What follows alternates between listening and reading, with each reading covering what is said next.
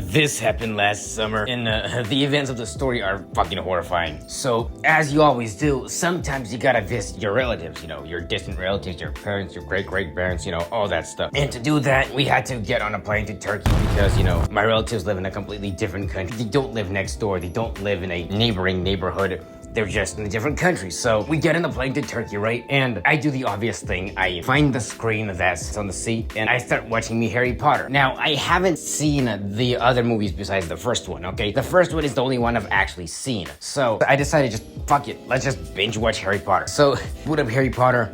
And I was like 1/4 of the way through Chamber of Secrets until I see something in the corner of my eye. And when I look in that direction, I see this weird fucking skinny white kid like sitting on his seat, like, and not sitting in it like a normal person, like sitting in it like a gargoyle and just staring into nothing. Just the whitest eyes known to man. This kid, he could have been a ghost for all we know. And yeah, I went ahead and I kept looking at him because, come on, I want to check out this fucking specimen. Look at him, he's weird. And that's when I see it. In his lap, there was like, one of those like fake ass fucking death notes you can get at Target? Yeah, he had one of those. And then that's when it clicked.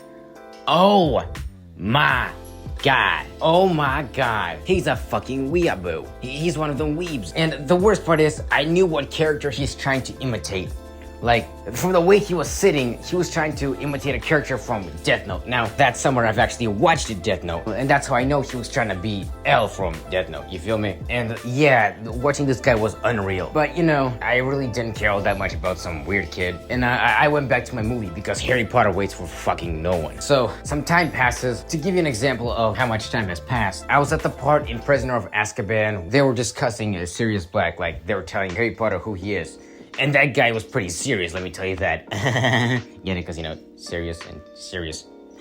And so I get up to go to the bathroom because, you gotta go to the bathroom sometimes, right? And I accidentally bump into the kid because, there's never enough space on an airplane, right? Well, that may have been my greatest mistake of my entire life because this dude looks at me with the most horrifying eyes known to man and proceeds to not yell at me, but talk loud enough to make a baby cry on the plane. Now, you shouldn't be making babies cry on planes, mainly because they're annoying. Whenever there's a baby crying on a plane, I have some very intrusive thoughts. I just want to grab one and, open the emergency door and just throw him out. Here's a real emergency. Cry over this.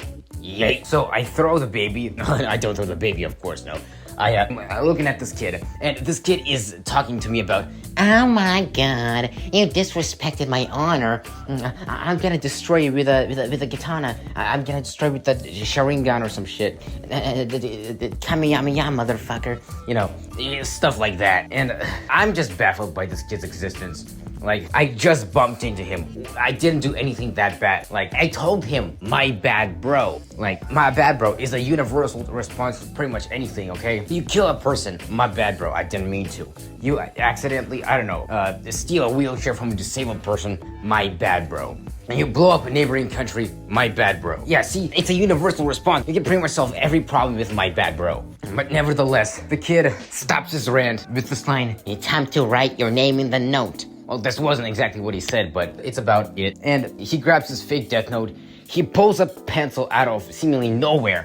Like, where was the pencil? Was he hiding it in his hair, behind his ear, or like in his old smelly prison wallet? I have no idea. But he whips out this pencil and he starts writing something down in the death note. Now, to make sure the next part makes sense to the viewers who did not watch Death Note, the death note, like, how does this thing work? It's basically this fucking book that you pick up and then whoever name you write in there, they die in about like 60 seconds. It's a pretty simple concept and very, very marketable. So I see this guy writing something in it, and this absolute retard forgets to get my name. Like, honestly though, just how? He messed up on the easiest part, getting my name. It shouldn't be that difficult, just ask me, hey, what's your name, bro? My name is Alexander Popovich of the Ottoman Empire. See, not that difficult. And so, at this point, I'm just done with this kid. So I just go to the bathroom and, do my business, play with the balls, typical bathroom things. When I return, that's when he actually asks my name. And I was done. I was just done with this kid. So when he asks, what's your name? I say in a very thick accent, I am king shit of fuck mountain. And I go back to my seat and I finish Harry Potter all the way up to the 4th movie. So yeah, that's the story of the weird ass Death Note kid. I hope you enjoyed. Yeah, I know I stutter a lot. It's my first time, doing this story time stuff. And yeah, I hope we'll see you next time. Peace.